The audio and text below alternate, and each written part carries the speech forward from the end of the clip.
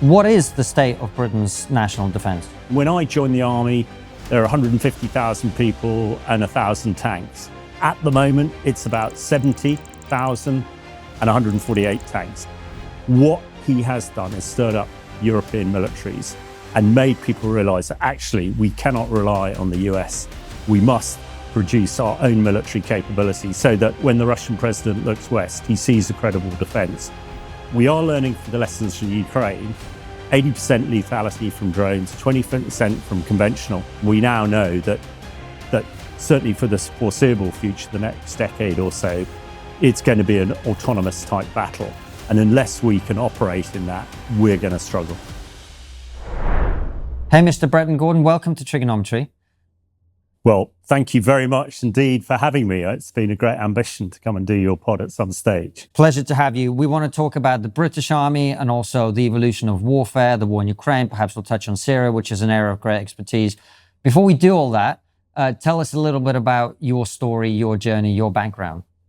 Well, I come from a real military family. I think I'm the fourth generation who've been through the academy at Sandhurst, a fairly sort of ordinary academic life at school. I didn't really get many A-levels. I did agriculture at the University of Reading and just scraped through, and then went into the army, which a regular officer for 23 years. I was lucky, in inverted commas. I sort of hit all the big matches, as it were. So I was a young tank commander in the first Gulf War, and then did Bosnia War, Kosovo War, did a few UN trips in Cyprus, then was involved in the second Gulf War as well, and did a number of tours in Iraq when I was commanding my regiment, a number of tours in Afghanistan as well.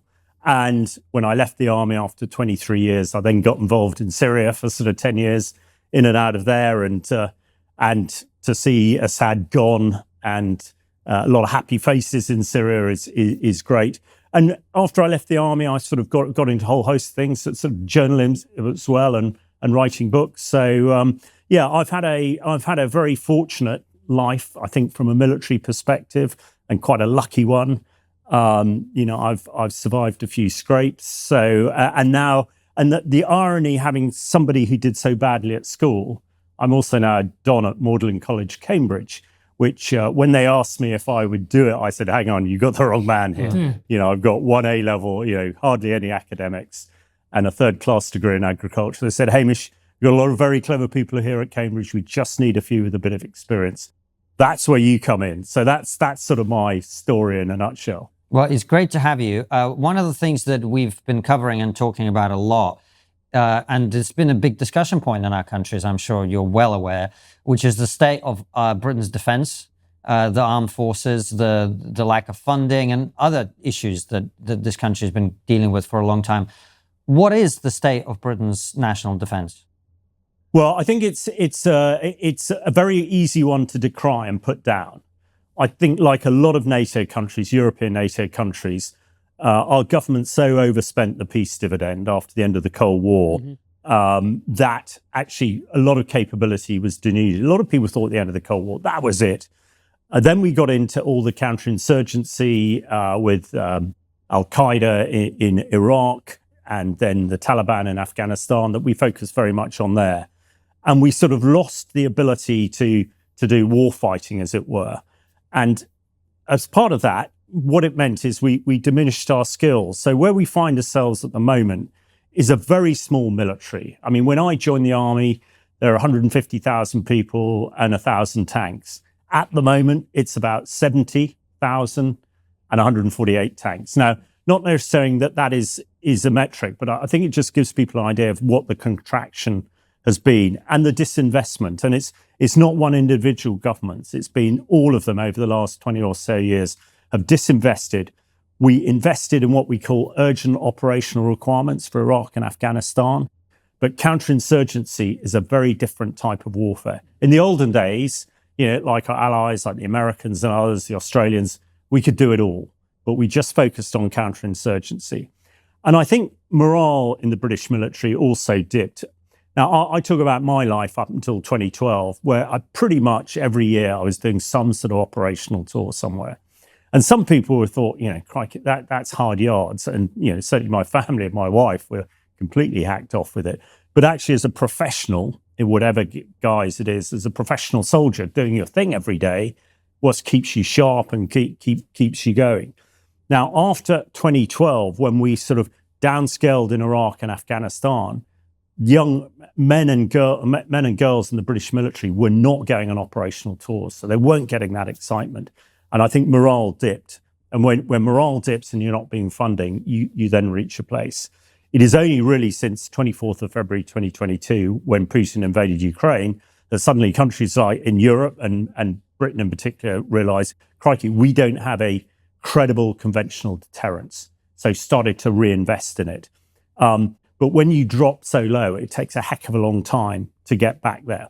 So a very long answer to your question. At the moment, the British military and the British Army, and same within Royal Navy and Air Force, are trying to recover from 20 years of disinvestment and low morale to get back to where we should be. And I think what we're learning in Ukraine and what the Ukraine military is showing us, you can get there and you can get there quickly, but it takes funding. And I suppose the final thing I'll say on this morale, recruiting for the British military has until quite recently been dire. And there are a whole lot of reasons for this. But unless you can recruit the right people at the right time, you are going to suffer. And that's what happened in the British Army. There's so many great boys and girls who wanted to join the military but couldn't because of bureaucracy. Pathetic little medical issues that the computer said no. So in effect, a lot of the very best of British young boys and girls were not joining the military. Almost the second 11 were. I think that's sorted out now. And I'm still an active reservist, so I see these young men and women on a regular basis. And I think now we're getting back to where we should. Really talented young men and women, really driven, really motivated. And they're starting to see the right kit coming through. They're starting to see the stuff they see on the TV and the stuff that you talk about in your podcast about how Ukraine is doing so well. They're starting to see that flow back into the British military. But it's been really slow. And I know a cavalry regiment reconnaissance regiment, it's all about drones now and integrating it with platforms, are having to buy their own drones with their own money to train on, which is absolutely bonkers, which is why people like me and other military analysts who have columns like I do in a national newspaper, decry this position. We must give our men and women the right tools to do the job. And if they can, we can be as effective as the Ukrainian military and become a credible conventional deterrent. So it's dropped low. We're getting back there.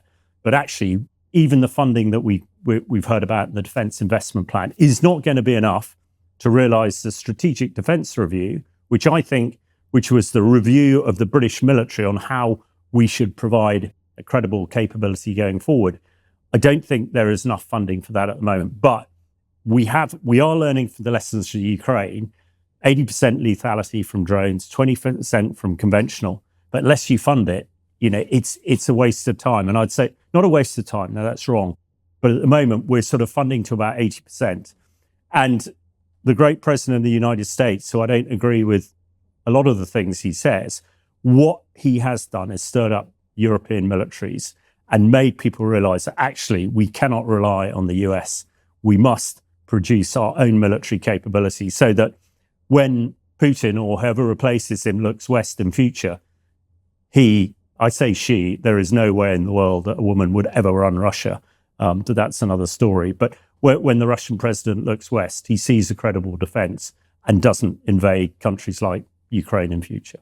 Well, right. And actually, just to your point about President Trump, he may have stirred up people into realizing that you can't rely on America, but actually you're also going to be in a much more powerful position in relation to America if you're negotiating things or trying to do things together to be able to argue your case if you have a strong military, which, as you say, we've run down. And is your assessment that the reason that's happened is we basically got very comfortable for a long time? Is that fair?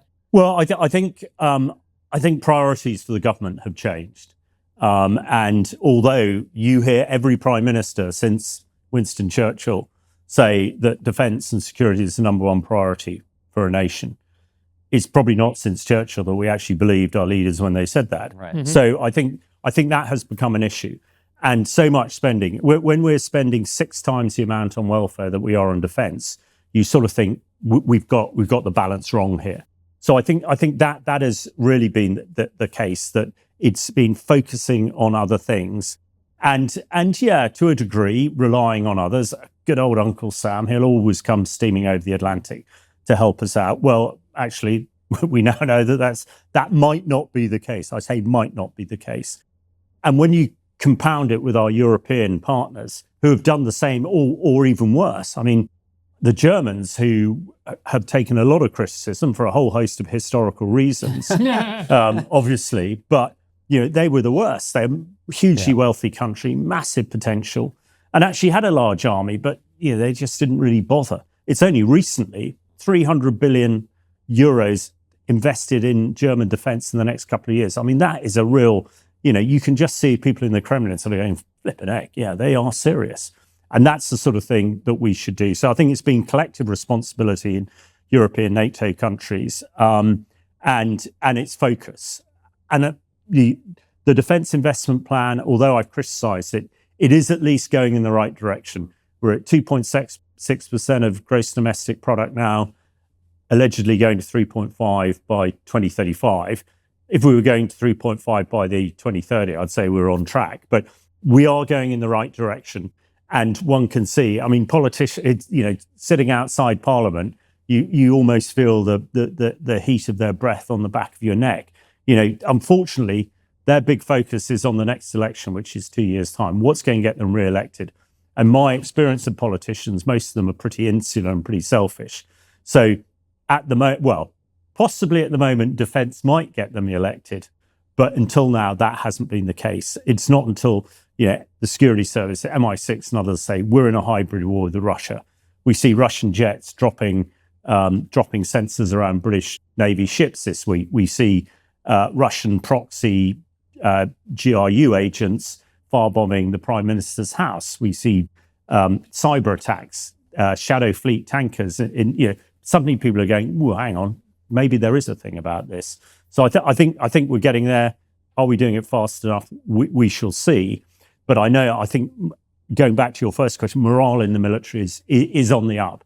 And certainly the young boys and girls who I see on a fairly regular basis are really up for it. And as long as we make sure that they get what they require. I mean, one final thing I'll say, I find the irony about Russia, because Russia is losing 30,000 people a month in Ukraine, only replacing about 25 to 30% of them.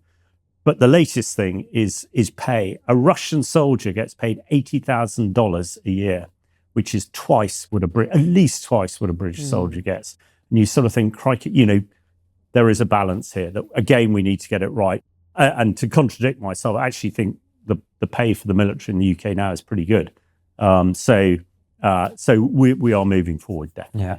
And I wanted to you mentioned about recruitment. One of the stories I read a long time ago, I think this might have been in the Navy or in the Air Force, or whichever one. I think it was the Air Force. Maybe it was the Air Force, where there was a woman who was forced to leave because she refused to comply with instructions from above, which said, we don't want to hire any more useless white pilots. And this sort of fits into the broader theme of DEI and the sort of anti-meritocratic initiatives, which are about inclusion, which, maybe there's areas where you might want to do a little bit of that. I don't know. But the armed forces don't strike me as the place that you want to be doing that. Has that played a role in recruitment issues and more broadly in the armed forces? I mean, that was very well documented. And I'm sure it was an error. But again, it's politicians forcing, their own agendas onto the military. Right. So in my guise, and I've served with every type of person on the front line, whatever color, creed, or whatever else. And, on the front line, we're all colorblind. We're all blind to whatever your sexual orientation is. It's all about the ability to fight. And I fought with them all. And quite frankly, it makes no difference.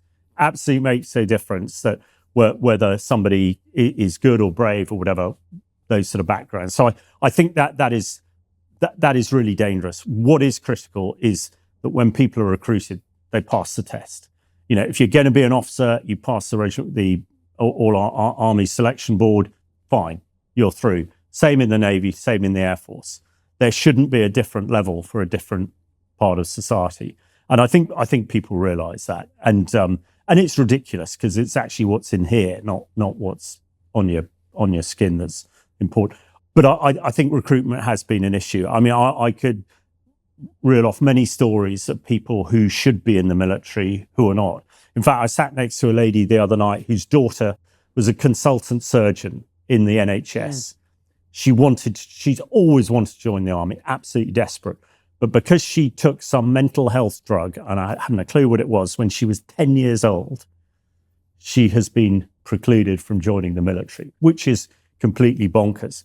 Some of the doctors, British doctors and American and others that I charged around Syria with, had some massive issues, psychological issues, but by God, they do their job. So I think, again, we're learning how to get around that. But I think the whole diversity thing is something that we're trying to swim through that sea, but because there's such a political bow wave in front of it, sometimes it's really difficult. But I'm hoping that people realise that it doesn't matter. It's all what's in here that's important, to be a soldier or a fighter pilot or a Navy guy or whatever.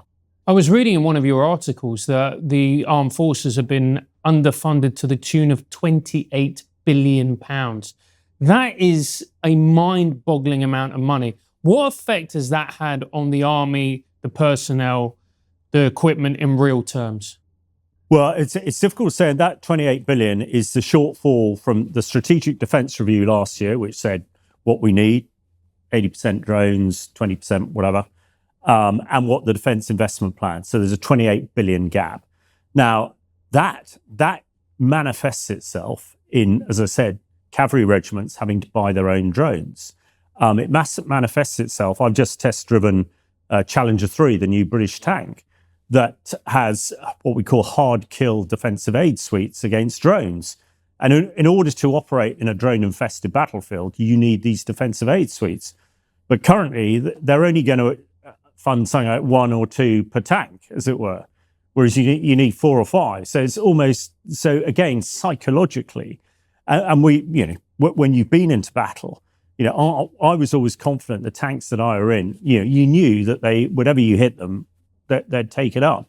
So I can see in it from a morale perspective, to your point, if you're going into an environment where rather than being 100% certain you're going to survive whatever attack, you're 50%, that makes it really, really challenging. When I was trying to explain to people about the whole medical issue, and I'm sure a lot of your guests have talked about it, I think when we're professional soldiers, we're all happy to go and do what we're asked to do. Mm-hmm.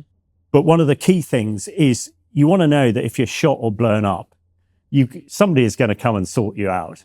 And that medical side, and certainly the British Army and the American Army and others were really, really good at that. So, we had some horrific times in Iraq and Afghanistan, but you always knew.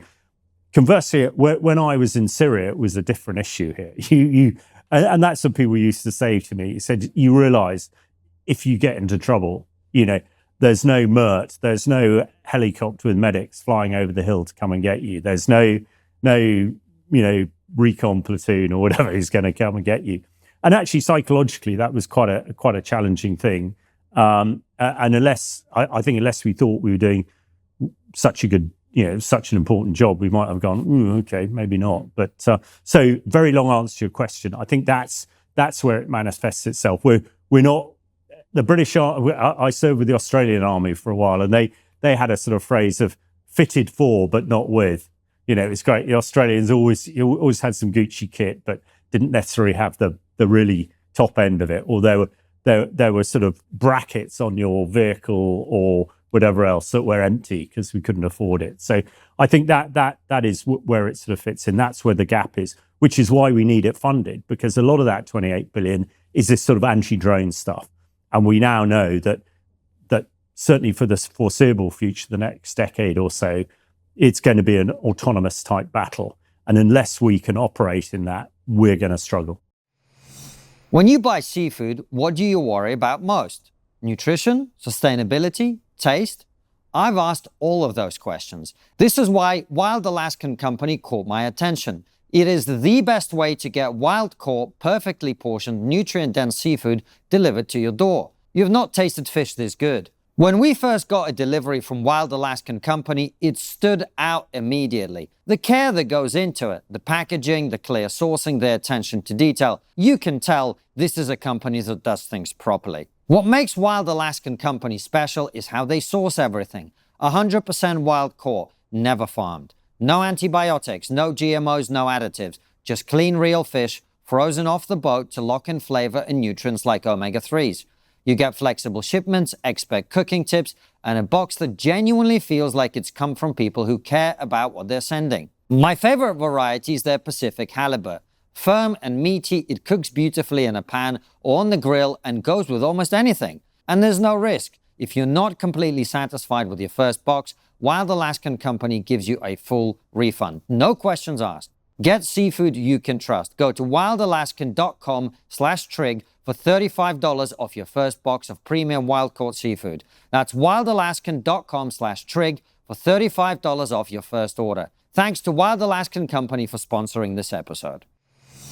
I'm going to ask a very layman question, which might seem ridiculous, but I think a lot of people wouldn't really understand this. But how important is morale to the army? Because we've already talked about it a number of times. And what happens when you have low morale as opposed to high morale? Morale is to the physical 10 as to 1. I mean, and what I mean there is morale is essential, absolutely essential. If, some of the stuff you do in the military is pretty difficult. It's not stuff that you would naturally do.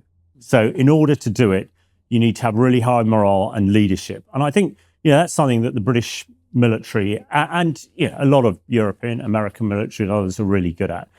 That there's the moral component, i.e. doing the right thing, and then morale, having the right attitude to do it. So it is absolutely essential, and it's something that we focus so much time on to make sure that morale is best. And I think there are so many sort of historical examples of where good morale has seen through. And undoubtedly, when you see some great acts of bravery and all the rest of it, it is all about morale. It's the thing that keeps you going forward when everything else is telling you not to. And it's also a collective thing. I think it's about really strong leadership. And in the British, in most Western armies, the officers lead. They go first. It's follow me. Conversely, in the Russian army, the officers actually lead from the back. You go forward, chaps. And by the way, if you turn around, we're going to shoot you. Which is why, again, looking at Ukraine, one of the main reasons Russia is losing 30,000 people a month, 10 times what Ukraine's doing, is about morale. It's also about training. But it is something that is built over time, but is absolutely essential to be a successful, not necessarily individual, but a successful group. And that's where leadership comes in. Because if you're thinking about this underfunding by this huge amount, if you're getting kit that, quite frankly, isn't up to it, if you see friends of yours, because they become friends, die, and you think to yourself, well, if we'd been funded properly, that wouldn't have happened. I mean, that's going to lead to resentment, and then that's going to lead to very serious problems within regiments. Well, absolutely. But at the moment, we are not at war. So you're absolutely right. In Iraq, in the early days of Iraq and early days of Afghanistan, that was a problem. I still, the most frightening thing I've ever done is driven around Iraq in what's called a snatch Land Rover, basically an unarmored Land Rover. Wow. When you know that, people were dying, but lots of British soldiers were killed in these Land Rovers. And that was really tricky. When people were saying, right, you go out on patrol and you're thinking, bloody hell, if I go over an improvised explosive device, I am toast. Now, by the time we got well into the Afghan campaign, we were getting protected mobility vehicles. I mean, I still do remember sitting in the back of a Warrior driving from Lashkargah up to Sangin when you're just thinking, any moment this thing's going to go pop. But because it had the right kit on it, you sort of knew that you've got a good chance of surviving. So to answer your direct question, because we are not at war now, that is what people like me are trying to beat the drum of people over there to fund. But whether we can get them to understand that is the key thing. But if next year we are at war, then absolutely. Nobody wants to go down that road in a vehicle they think is going to explode under whatever sort of attack, and you won't survive. So it's essential. And what we're learning, and we were discussing it earlier, the great thing about Ukraine is the pace of innovation, spinning so quickly. And I'm sure we'll talk about the dreadfulness of the British Army and military procurement system. In peacetime, it's a flipping nightmare. In warfare, as we saw in the Second World War, and I'm sure Jim Holland and others have talked you through it, and you'll be aware, everything works so much more quickly. In Ukraine, if you've got a good idea, it can be on the front line in weeks, maybe a month. In the British military, Ajax, the recce vehicle that's had a lot of issues, which again I test drove a few months ago, it's 10 years in the making, it's still not on the front line.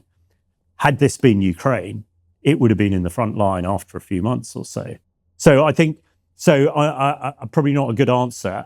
You've absolutely put your finger on the issue here, but I am confident that certainly, because if we were at war, those situations would sort themselves out. Because once you're at war, then it is the number one priority. At the moment, it's not.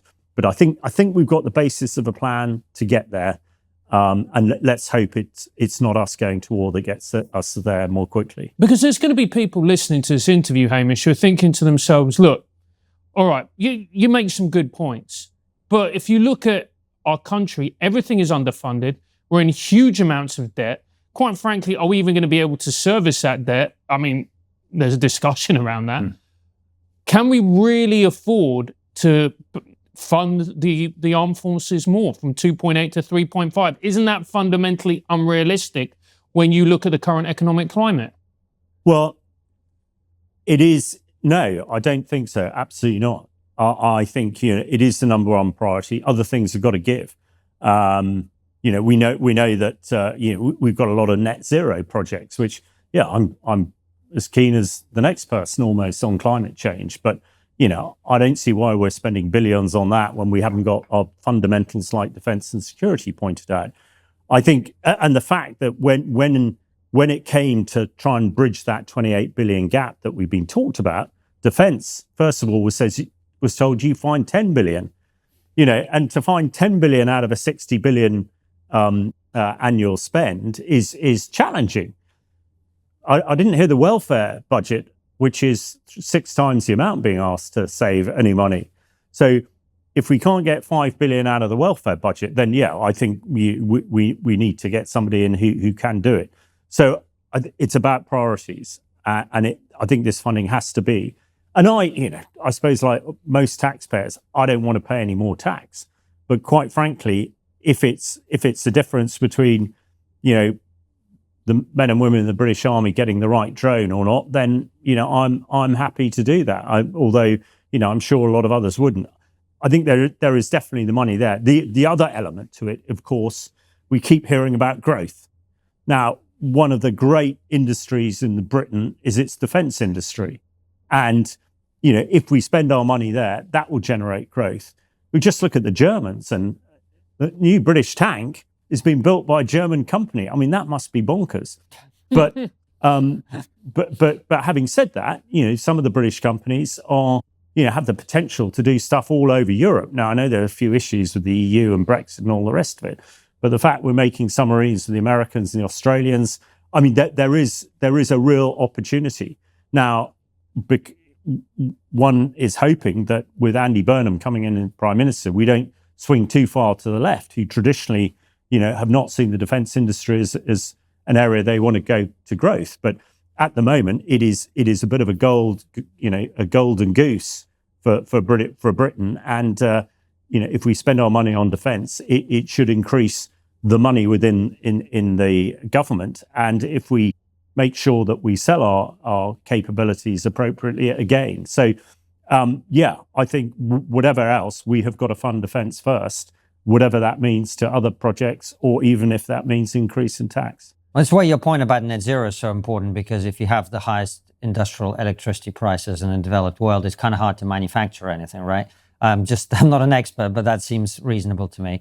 But I wanted to ask you about the technological side of things as they're developing. You've talked a number of times already about what's happening in Ukraine, drone warfare in particular. And if anyone's been paying any attention at all, and I obviously have family in the region, even in this 4-year period, you've seen the technological transformation of the conflict. I mean, it's a different war to what it was 4 years ago, completely. And one of the reasons the high casualty numbers on the Russian side, as you say, Russians are sending the troops in carelessly, but also they're being taken out by drones. I mean, you see videos of people, literally individual soldiers being hunted down.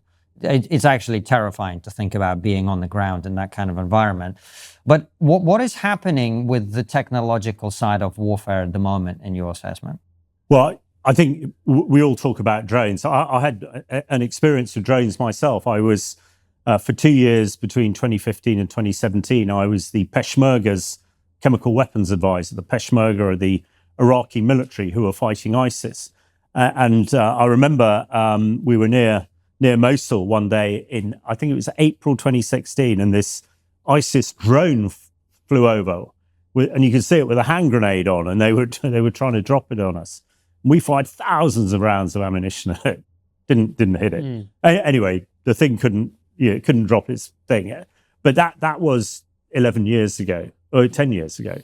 You wind forward to now, and what we're seeing, and what has really kept Ukraine actually in the game is the way that they have developed drone technology to an area where, I found it really significant.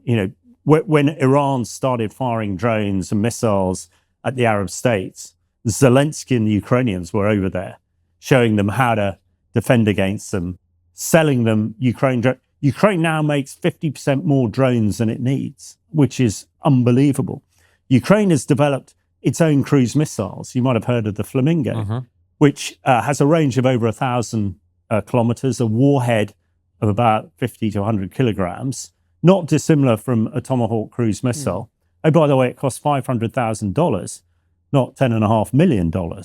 And when you can do that sort of stuff. Now, I'm sure people might argue that a cruise missile is more effective than a Flamingo missile, but 10 Flamingo missiles. It's a bit like when I talk about tanks in the Second World War. There's a great scene where Patton, who was commanding the Allied forces at Salerno in Italy, came up against the German general, whose name escapes me, and the German general will say, Patton, you're struggling, aren't you?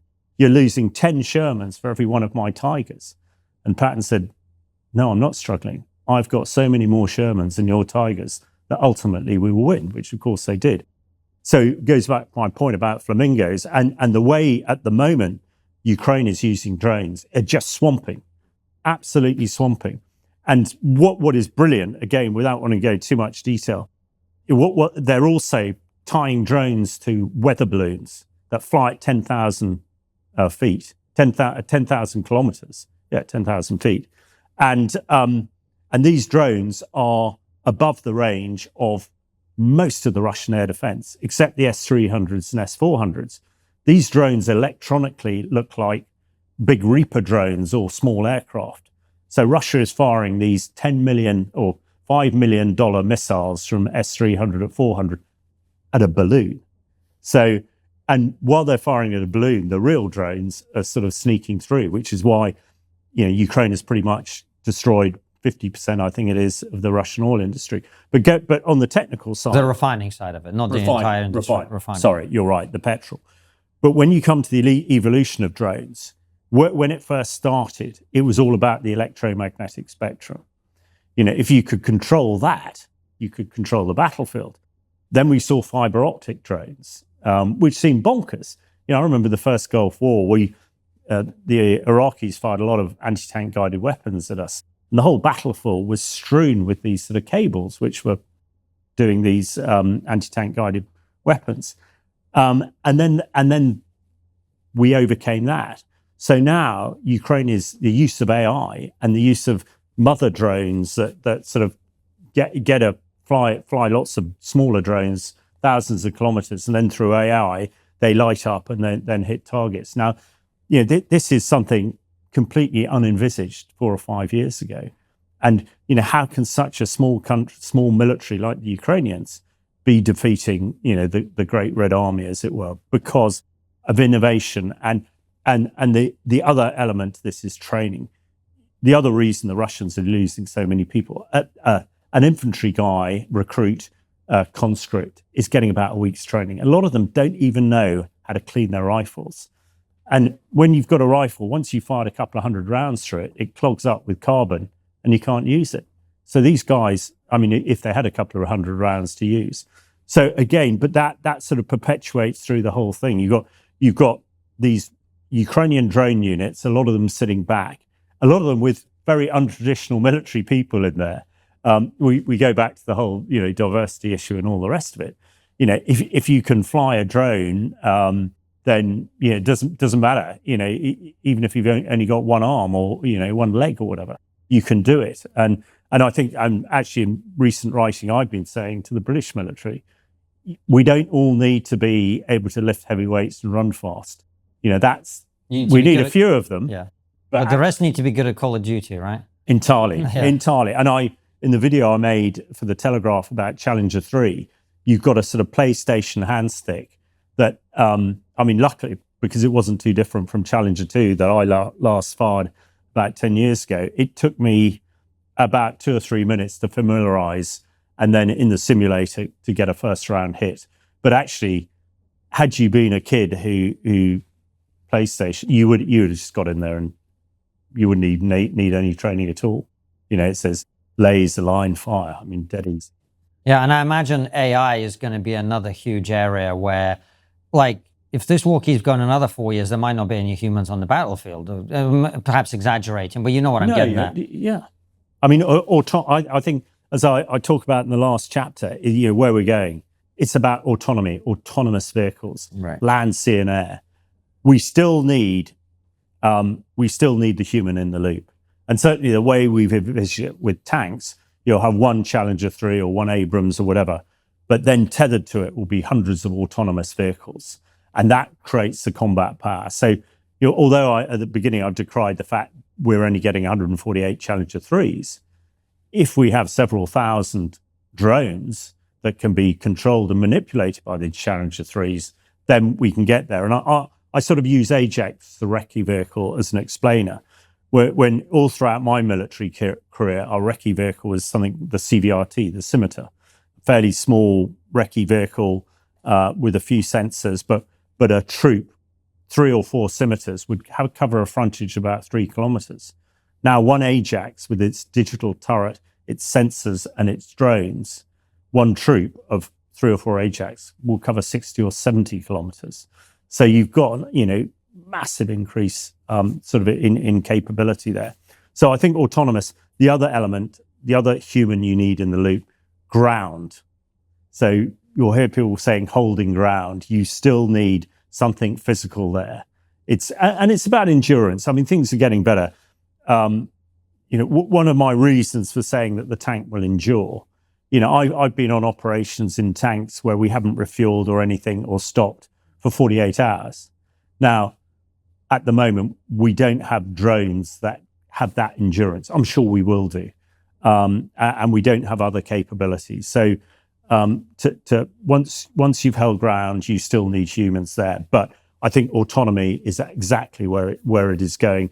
And AI will enable it. But, I'm no great expert on AI and all the highly technical things. And I'm sure there will be some, I hate to say nerd or whatever the politically correct term is, sat in the back with his computer that can probably do a heck of a lot more damage than I could in my tank.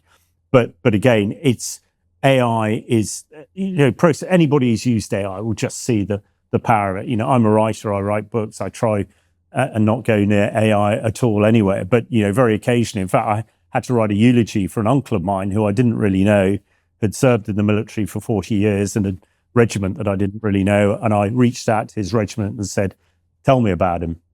And I'd only met him once in my life, bizarrely. And I got 400 pages of stuff. And I had to do the eulogy in like 2 days' time. And I just went, right, ChatGPT, give me a 15-minute eulogy of all this stuff. And it did. And it was brilliant. And I suppose even more, after I gave the eulogy, a number of people, some generals and others who served with him said, Hamish, you've got him absolutely right. I can't believe you only met him once. And I said, well, that's what people told me, but it was AI. Running a business for as long as I have, you start to notice a pattern. The businesses that lose the most money aren't necessarily the ones with a bad product. They're the ones where the phone rang or a message came in and nobody was there to answer it in time. Today's episode is brought to you by Quo, spelled Q-U-O, the business phone system built so you never miss a call. What Quo actually does is straightforward. Every call, text, and voicemail lands in one place, so whoever on your team looks at it can see the full exchange and pick it up from there instead of starting cold. Several years into running this show, you learned that most operational problems aren't solved by hiring more people. They're solved by better systems. That is why Quo stands out. It's simple enough to set up in minutes and doesn't require anyone on the team to become an IT person overnight. And when nobody on your team is free to pick up, an AI agent takes the call, answers the obvious questions, and can book someone in immediately. The lead doesn't sit overnight going cold, which is usually when you lose the business. Money is always on the line. Always say hello with Quo. Try Quo for free plus get 20% off for your first 6 months when you go to quo.com/trig. That's quo.com/trig. So we've been talking about technical innovation. There's a lot of people going to be listening to this, Hamish, who are wondering, what is the existential threat that Russia poses to the UK? Because there have been talks about, I think it's Russian boats in British waters, etc., drones. What's the risk? I think that is a great question. And what I would say, I'm not sure it's existential, but it is certainly something that we need to face up against. Now, I live near Salisbury, and on the 4th of March, 2018, we had a chemical attack, Novichok, in Salisbury. Sergei Skripal, a double agent, survived. Unfortunately, innocent civilian Dawn Sturgis died. But that type of hybrid asymmetric warfare is at the moment that we need to be most concerned about by the Russians. We are not going to see Russian paratroopers landing in the Mall. We are not going to see T-90s, driving up Constitution Hill. But what we know, or what the security service tell us, and I have no reason to doubt them, is that all the other attacks that are happening and the tests, and you may have seen in the press last week, the American government saying that the Russians were going to attack Poland or one of the Baltic states to test NATO, to test Assad. So when it comes to a threat, one doesn't see that the current Russian military in the position it's in can really do much more than it's doing at the moment. But the tip of the Russian spear is not the Russian ground forces. The Air Force doesn't really exist and the Navy doesn't really exist. It's everything else. What the Russians are really good at is the espionage, is the asymmetric warfare, the cyber, and that is the big threat to us. That's what we must be resilient against. And I mentioned the chemical attacks because, again, it's an area of my expertise that I dealt with. I commanded the UK's CBRN and NATO's defence forces. So I saw it firsthand, and I saw it with the Peshmerga, with ISIS. And I think not a lot of people know, it hasn't been widely reported, though I've written about it quite a lot. Russia is using industrial amounts of chemical weapons on the front line in Ukraine, has been for a couple of years. Admittedly, it's something called chloropicrin, which was one of the first chemical weapons used in the First World War. Most people will know as CS gas, riot control agent. But it is illegal under the Chemical Weapons Convention and has a similar effect. If you don't have a gas mask respirator, anybody who's had any CS gas will know how really unpleasant it is. And what the Russians were doing is firing it into trenches. People were getting out and getting shot, and they were making a bit of ground. Then, through a whole host of various avenues, actually the British, funded by others, gave gas masks to every Ukraine soldier. So then it didn't become an issue. But that's with something like chlorpyrifos. So what am I concerned, if they escalated, something like the Novichok program that we saw in Salisbury. Now, if chlorpyrifos is toxicity 1, Novichok is 40,000, 50,000. Wow. So it's on a slightly different scale. So I think when it comes to what is the threat from Russia, it is those sort of threats, the asymmetric and the hybrid, that we need to. And we know the Russians will test all the time. And the Russian secret services, the GRU, etc., are still pretty good and still all over the place. Wow. And they are the ones that we must protect against, certainly from the home base. And I expect it's the same throughout Europe and, to a slightly lesser extent, the US as well. Because what's really fascinating, and you can talk about this obviously with your background in chemical warfare, is the idea of a dirty bomb. And what are the risks to the UK from that type of warfare? Whether I doubt it would be the Russians, but it might be a terrorist organization or just a lone terror cell. Well, I think we sort of put them all together, CBRN, chemical, biological, radiological, and nuclear. I think the dirty bomb is a radiological piece. I actually think it's a bit of a chimera, as it were. Mm-hmm. It's never been used. It's never been successful because actually radiation is one of the good things about radiation. It's very easy to detect. I mean, I have been involved and no secret at all in helping the Ukrainians secure their nuclear power stations, because there have been a number of occasions where the Russians have appeared to attack them to create an improvised nuclear device. And everybody knows about Chernobyl. There are still sheep farmers in North Wales who can't sell their sheep because their ground's infected from Chernobyl. But having said that, if you can identify a threat, particularly radiation, you can avoid it.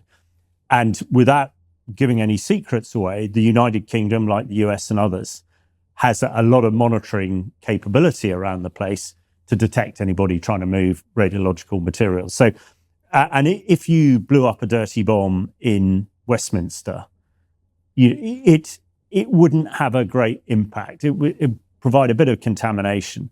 It would be hugely expensive. It is open source knowledge that every building in the City of London has to be insured against a dirty bomb, because the only way you can decontaminate a building that has radiation in it is to remove it.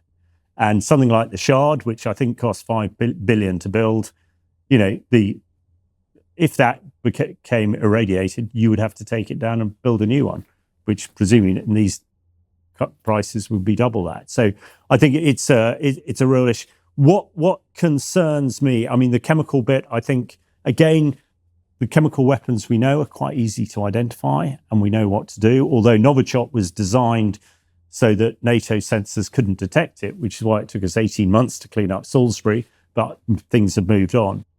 I think, to me, the real concern in this area is biological weapons.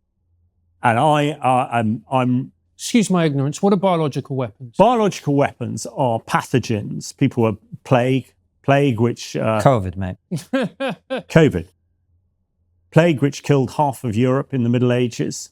Anthrax, the Amerithrax anthrax attacks in the US after 9/11. Some people think COVID, but COVID is very, until COVID happened, me as a biological weapons expert, I discarded that as an issue, because biological weapons take quite a long time. What we call the incubation period of most pathogens like anthrax or plague or whatever else, or Ebola, are about 4 days. So if you want a big bang, people aren't going to be ill for 4 days. I always thought, well, yeah, it's not something a terrorist would want.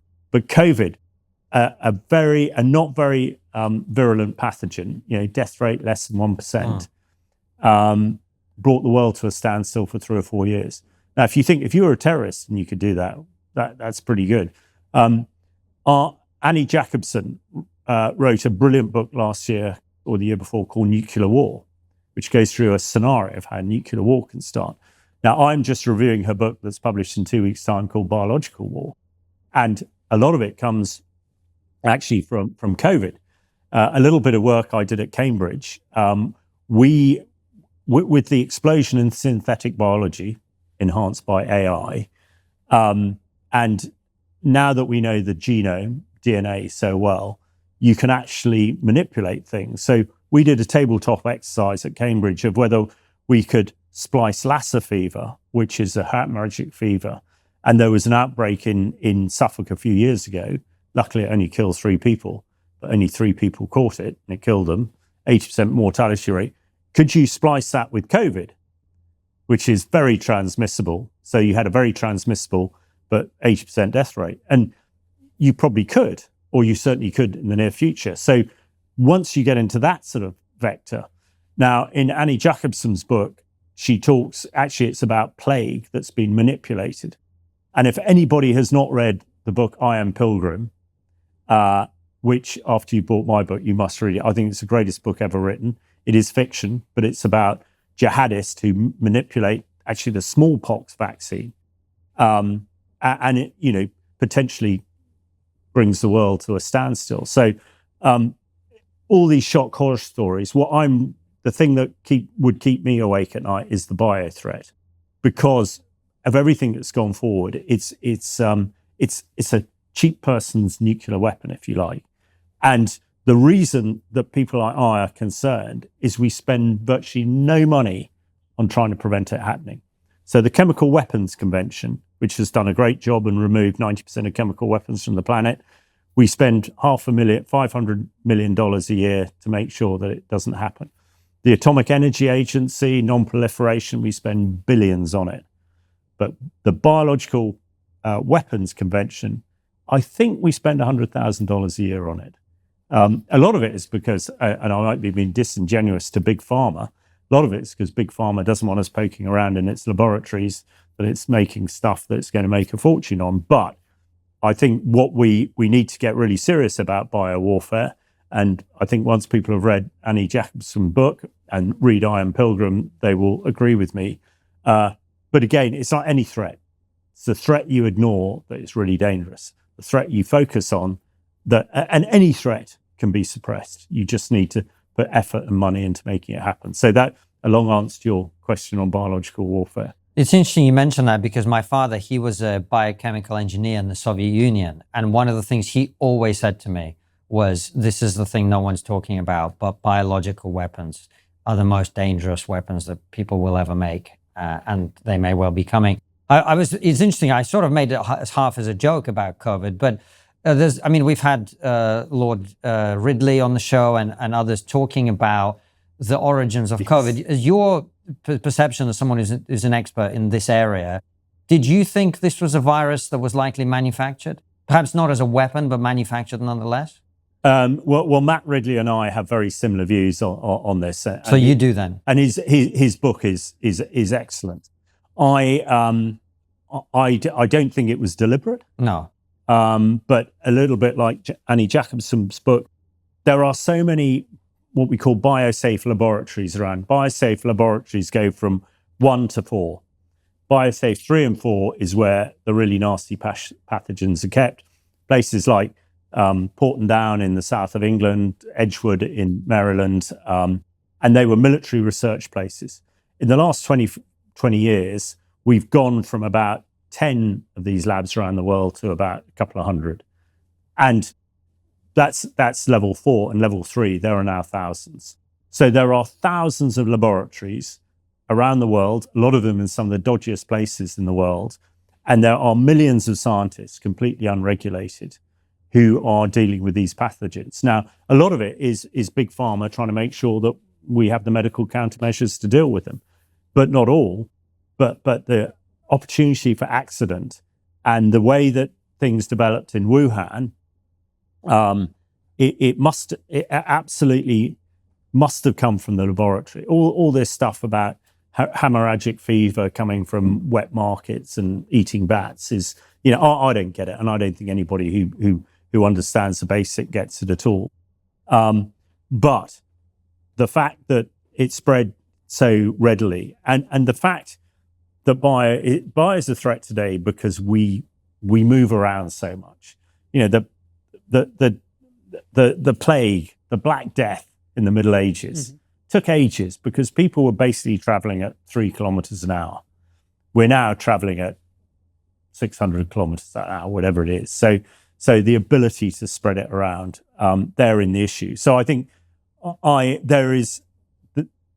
agree with people like Matt Ridley that, yeah, it must have been an accident from Wuhan. And I think most people, except for the Chinese authorities, accept that, which is why going forward, we must make sure it doesn't happen again.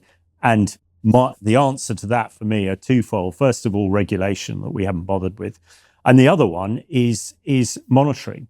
Now, I was involved post-COVID with helping the government and others come up with schemes. How could we have prevented COVID? Well, we didn't have the technology at the time to do it. Everything was happening so slowly. We were, you were given a sample and 24 hours later, you were either clear of COVID or you weren't. When Omicron arrived in the UK from South Africa, it took us 5 weeks to work out that it had arrived and where it had come from. Actually, we have now developed sampling techniques where we can almost do DNA analysis in real time or near real time. So the scenario I always paint, that aeroplane that came from South Africa, if you could have tested everybody, because all you need to do is test the air that they're breathing very quickly, if there was this new virus on the plane, you could have then quarantined them and dealt with it. 5 weeks later, when we knew it, 400,000 people had come from South Africa. And those 400,000 people had traveled the world and spread Omicron around the world. But if you could have stopped what they call patient one, then you could prevent it happening. We have the technology to do it now. And a few years ago, well, when the report's done, to provide this sort of technology and monitoring system in the UK would have cost about £10 billion to set up and £1 billion a year to run. Now, we now think, well, at the time, well, COVID's over, it's not worth it. If COVID becomes something like plague, spending that money would be insignificant. So that's I think the area where we can stop all these things, but we go back to this business about where do we get 28 billion for defense? Where do we get 10 billion to make sure that a pathogen doesn't bring us to our feet again? Might be easier to get that money, probably more than defense, because one would expect industry and the economy to be happy to pay for it. But at the moment, they're not. And it's easier to scare the public into wanting it as well. Because, I mean, if you look at COVID, on your telling and Matt's telling, it's the most deadly, one of the most deadliest events in human history, but it's the deadliest industrial accident by a long, long way in the history of humanity. And that was not something people wanted to believe for a long time, but I'm glad we're finally coming around to the realization. Here's something nobody tells you about getting older. You can eat well, exercise, do everything right, and still feel like your body is running at about 70%. Tired after lunch, sluggish after meals. Not ill exactly, just not quite right. A lot of the time it comes down to digestion, whether your body is actually breaking down what you're eating and absorbing it properly. If it isn't, the protein, the healthy fats, the vitamins, a lot of that passes straight through you. You're eating the right things and not getting the benefits. MassZymes by BIOptimizers is a digestive enzyme supplement built to fix that. 18 enzymes covering proteins, fats, carbs and fiber. Most supplements have 3 to 5. It works across 5 different stomach acid levels, which matters because that changes as you age. Over 20 years in digestive health, 1 million customers, thousands of 5-star reviews. I've been taking them for a while now, and the post-lunch slump I'd basically accepted as part of my life has largely disappeared. I didn't expect that, but I'll take it. Here's what you get when you go to BIOptimizers.com/trigger and use code TRIGGERnometry. 1. 15% off your first order. 2. You get a free bottle of MassZymes BIOptimizers best-selling digestive enzyme added to your order automatically when you use that code. That's a $20 product on top of your discount. This deal is for a limited time while supplies last. You cannot get this on Amazon. You cannot get it in stores. This offer exists in one place. The link in the description. The code TRIGGERnometry. That's it. So if you're already thinking about trying it, this is the sign. Go to BIOptimizers.com/trigger or click the link in the description. Use code TRIGGERnometry and grab it before it's gone. We wanted to talk a little bit about Syria before we wrap up, which is a place you spent some time in. You mentioned al-Shara, who's the new leader. Some questions about him, but you mentioned you were actually pretty happy with the way things have turned out. Yeah, very. I mean, I first started going into Syria in 2012, 2013, sort of purely, slightly by accident. I'd spent an awful long time in Afghanistan, and my wife had sort of had enough, said, right, time to do something else. I've only had two good ideas in my life, and both were in Afghanistan. One was we had to deal with a whole lot of chemicals from the Taliban, which they use to synthesize poppies into heroin. And we found about 100 tons of this stuff. And it was basically acids and alkalis. It's the recipe for a massive fertilizer bomb. And it was outside the barracks in Lashkar. If it had blown up, it would have killed everybody there. So I was actually there in an intelligence role. And I remember a guy from MI6 coming up to me and said, we understand you're the world's expert in chemical weapons. You've got to deal with this. I thought, I was going, oh God, no, I'm really not. But anyway, to cut a very long story short, we had this issue. There's a lot of fighting going on at the time. Porton Down, the laboratory down in Wiltshire, were telling me to take it into the desert and blow it up. And I was going, you must be joking. There are 3,000 people, 3,000 Taliban between me and the desert. No way. And then I sort of said, well, hang on. We've got 50 tons of acid, 50 tons of alkali. Why don't we mix them together and turn it into pH 7 water? And the great brains at Porton Down about a day later came out and said, yeah, that might work actually. Mm-hmm. And it did. The other thing that I was doing in Afghanistan was using DNA to track terrorists down.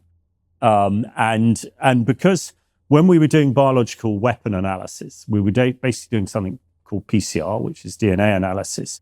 And in Afghanistan, we were sending all the DNA off terrorists we were capturing back to the UK, and it was taking 14 days to come back. I suddenly went, well, why don't we get this kit out here and we can do it in a couple of hours? So we did. So we turned a 14-day process into a 3-hour process, and we were, you made that bomb, your DNA's on it, off to jail sort of thing. And somebody said, well, that's great. We can commercialize this. But once I left the army, then a great mate of mine who was an ex-soldier was running security for CBS News. And he said, Hamish, we've got this chemical attack, we think, in Aleppo. Can you take our guys in there and do it?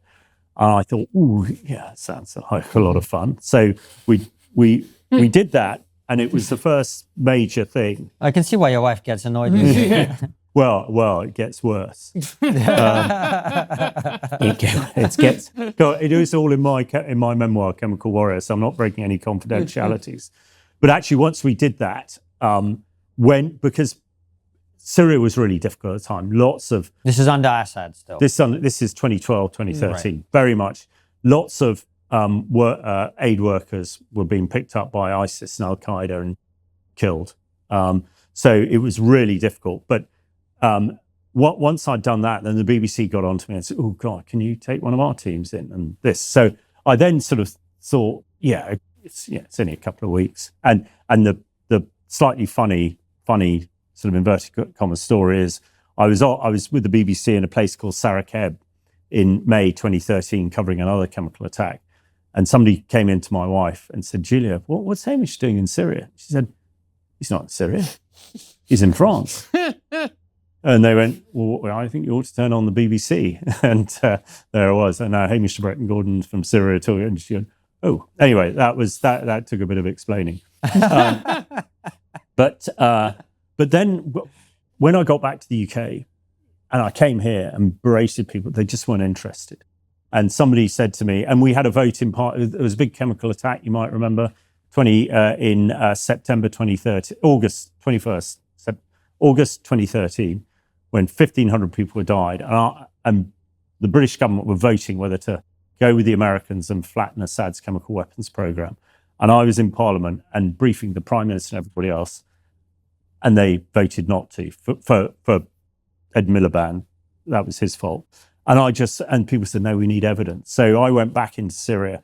We set up something called the CBRN Task Force, which was all about treating casualties, but probably even more important, collecting evidence. So we set up this network to collect evidence of the chemical attacks, which we did from 2014 up until when Assad fell. And, the proudest thing in my life is that the evidence that the UN has, the evidence the French government are using to prosecute Assad now, has my DNA on it. So that, for me, and it was when Assad fell in November 2014, I was in December, the new government got in touch, because a lot of the new government were guys that I'd been in Idlib with and said, you must come to Damascus.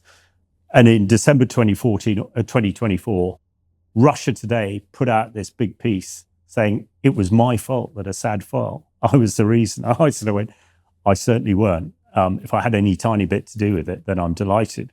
I said, it's the Syrian people. Assad killed 500,000 of them. That's why they rose up. And once they rose up, they realized that the Syrian army was useless and the Russians faded away as quickly. But it was going to Damascus and meeting a whole bunch of ministers and getting the word from the ministers and via them from al-Sharaa. The line was, isn't it strange, Hamish? We've been trying to kill you for 10 years and now we've invited you back for you to give us advice. I think you Brits call it realpolitik. But I'm, despite I first saw HTS, as it were, Al-Qaeda turned into HTS in about 2015. So life became a little bit easier after 2015, because although they were Al-Qaeda, they weren't trying to, well, people like me, as a very dear Syrian friend of mine called Ghanem, who is a doctor and still lives in this country, but spends a lot of time in Syria.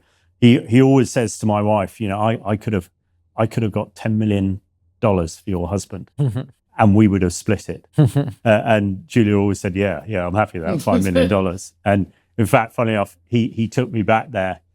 He was part of the team. We went in January 2025, and they all joked, yeah, your wife could have had $5 million, and she would have been very happy. But anyway, I'm being slightly obtuse. But now going back there to see so many happy faces, being able to go around the country without fear of your life, and there's real opportunities. And it is a secular place. I talked about going into the oldest church in Christendom with the Imam of Homs, and then the Bishop of Homs showing me around the main mosque in Homs. So I'm very confident and very hopeful, but the West is not interested in Syria. Syria is sort of sorted, and the British government haven't even opened an embassy yet. I've actually told the Prime Minister, I need to be the ambassador. Let's open an embassy. Oh, it's too dangerous. We haven't got a building. I actually rang up one of my Syrian friends the other day. Any chance of getting a building for British embassy in Damascus? He said, I can offer you 5 or 6 different buildings that would suit. Anyway, that's I live in hope. But Syria is a wonderful place, and 99% of the Syrian people are wonderful. I realized before we wrap up, we should talk about tanks very briefly, because our booker, Billy, who we were sitting around, I think it was on one of our America trips, and I was like, well, looking at the stuff in Ukraine, the tank is kind of obsolete. And he went, no, it's not. And I think he got that energy from you. So why is the tank not obsolete? Well, that is a really good question. I'd try and frame it. The tanks have been around since basically 2016, 1916. 1916. Yeah, World War I. Yeah. 110 years. The first big tank battle was the Battle of Cambrai. Interesting, one of the big issues of it was the Royal Tank Regiment, the regiment I commanded. One of the big issues of tankies at Cambrai was the Germans throwing grenades and sticky bombs onto the top of the tanks where it's weakest. So they built metal cages to prevent that happening. Wind forward to probably about 2024, and FPV drones dropping hand grenades onto tanks, put cages on. But literally the day after Cambrai, everybody's saying, that's it, the tank is dead. And that's been happening throughout history. What has happened is the tank has evolved. The tank originally was there to sort out a problem of machine guns. So how could the infantry cross the trenches to attack the enemy without being mown down with machine guns? Well, a land ship, as they were. So the Royal Navy actually started. In fact, Winston Churchill, who started off tanks, and tank was a OPSEC, operational security acronym for what it actually was. But it did what it did. I mean, a few years before, it was gas. So when the Germans started using chlorine, that was terrible. And the Germans made a lot of ground, but then we got gas masks. So the tank was there to prevent that. The Second World War, things developed and evolved, better armor, quicker, the holy trinity of firepower, mobility, and protection, still sounds good today. So, a lot of people are saying, where does the tank fit in? And you see so many tanks brewing up, as we call it. Well, Russia has lost about 5,000 tanks in Ukraine. Now, I explain it because the Russians aren't big on protection.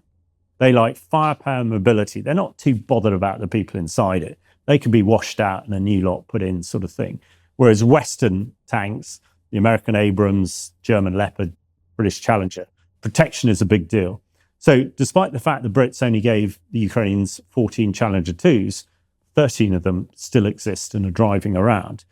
And I think the way the things have evolved, again, the Ukrainians have been brilliant with their tanks, certainly the Challengers and the Leopards. If you believed every report coming out of Ukraine's social media, there are about 5,000 Challenger tanks in Ukraine. They're here, they're there. And again, people are fixated by it. And the way that the Ukrainians are using these Western tanks are sort of like long-range snipers, because they're still really effective. If you can suppress the drone threat, the ability to knock out another vehicle at 3 to 4 kilometers is still there. And you don't see British, German or American tanks brewing up because, we protect our ammunition inside. I think the way we're going forward and the way I described in the final chapter of the book is although it's all autonomous, we said before, you still need a human in the loop. So I think going forward, you'll see much fewer tanks. Challenger 3. I think Challenger 3 is probably it might be the last manned tank we ever produce, or certainly the last tank with 4 people in it. You probably don't necessarily need 4 in future. But but Challenger 3 is the first digital tank, so that it can work with all these other drones seamlessly. It's bloody difficult. As a young tank commander, even with a year's training, it is quite a difficult job. I sat in Challenger 3 and Ajax, and I'm just covered with flat screens of sensors and everything else.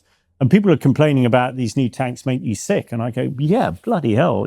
Maybe for not youngsters like Billy and others and you guys who are used to, on your phones and laptops all the time. But, for us old fellas, driving around with all these screens makes it difficult. So I think the tank will still have relevance when we think about firepower, protection and mobility. You still need to be able to hold ground.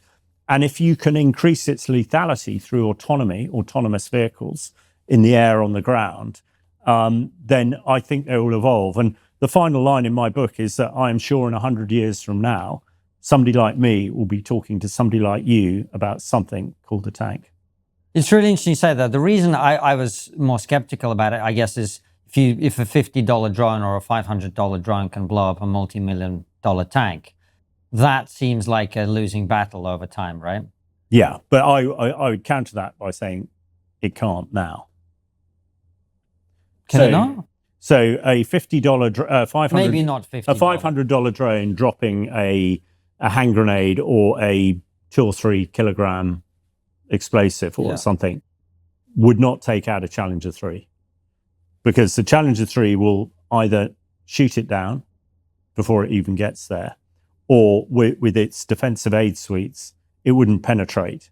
So now, if we're talking about something like a cruise missile, so we're getting, is a $5 million cruise missile, could that take out a $5 million tank? Yeah, probably could. But then again, to my eyes, that's sort of evened up. Are you going to use your $500 cruise missile that's really designed to attack headquarters and all the rest of it to try and find a tank in the Ulu? Maybe, maybe not. It's a balancing thing. And I think until fairly recently, say the last 12 months, absolutely the drones have had their way. And I think that is right. What I'm seeing now with the development of hard kill defensive aid suites, the drone is becoming less, the FPV drone and the electromagnetic spectrum, again, with the jamming and everything else. Now, no doubt people will get round it, but the focus on Ukraine at the moment is deep strikes with flamingos and others and all the rest of it, they're not really worried about Russian tanks. Now, I suppose the final bit I was saying this, if you can start maneuvering again, we've had a static trench warfare in Ukraine for 4 years now, but if you could maneuver, a bit like you might remember the Kursk offensive in September 2024, when actually a bunch of tanks and loads of drones broke into Kursk, took about 1,000 square kilometers of land and held it for 3 or 4 months. Now, if you could do that now and then multiply it, you could then see that what we call maneuver coming back in there, and you could gain traction. At the moment, that the Ukraine is quite happy. Ukraine's doing the deep battle, and I would say that maybe in their strategic planning, once they've won the deep battle, they'll then focus on what we call the close battle and maneuver. And if you think, Ukraine's been really clever. They've cut off Crimea. They've cut off routes into the Donbass. Russian logistics to their front line are running out. They can't get ammunition and fuel through Crimea, and they can't get it through the Donbass because they're being suppressed by drones. Now, I personally think, and Ukrainians seem to be much better than this than any of us lot, there may be a time when actually Ukraine decides to break through and break out.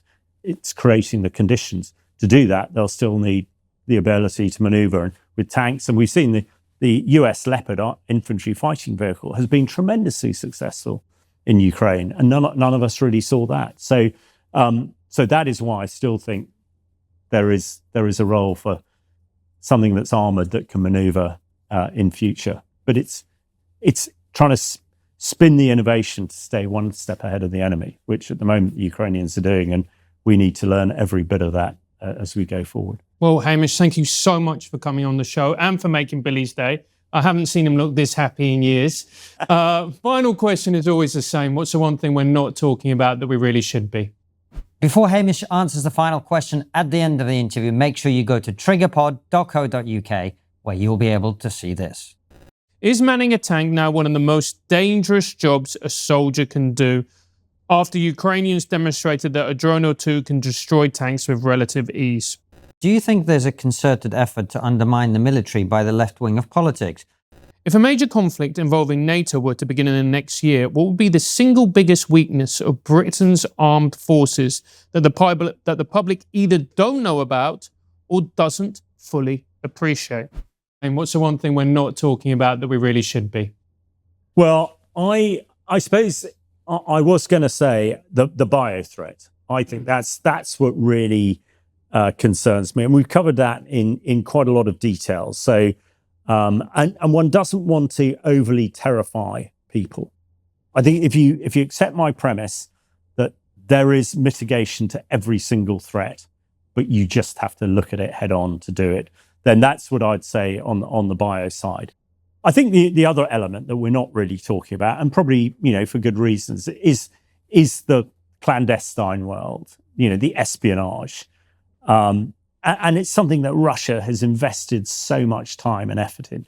But actually, I think they are losing the war. The human intelligence, the spies, and all the rest of it. And I know it's changing, but I think Russia traditionally really punched above their weight because that was their world, the whole espionage. And of course, Putin, that's the world he comes from. But I think they're losing the war. I think Ukraine is showing us how the SBU are just unbelievable. People remember Operation Cobweb, where they attacked the Russian strategic aircraft 2,000 kilometers into Russia by hiding drones in a truck and then attacking it. That was the Ukraine Secret Service who did that. And I think that unseen and unheard world, it's going on all the time, all around us. I think one thing where Britain probably punches above our weight, and I know that a lot of us military people say that, but I think in the security world, I think we're still getting there. So not that we should talk about it, but there is a lot that goes on under the surface that people don't see, and it's really part of the whole defence and security piece. That part of our defence and security must be absolutely funded because it produces such huge capability. But I suppose when it threats and all the rest of it, bio to me is a concern. And when people have read my book, do read Annie Jacobson's Biological Warfare when it comes out, and Iron Pilgrim, which I think is the greatest book ever written. Hamish, thank you so much for coming on. Head on over to triggerpod.co.uk where Hamish is going to answer your questions. I know what's probably a very disconcerting question. If the UK cannot restore its military capability to protect power, should it consider negotiating with Argentina the status of the Falkland Islands?